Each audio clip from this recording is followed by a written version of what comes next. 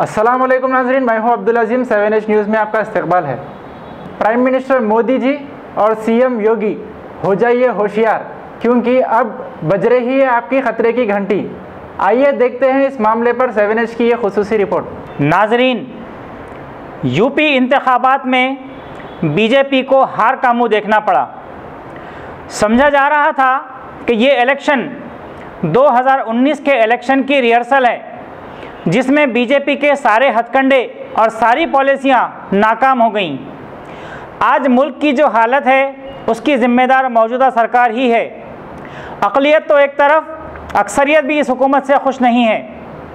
मोदी जी गौरक्षा, love जहाद, Ram मंदिर के नाम पर वोट बटोरना बंद कीजिए।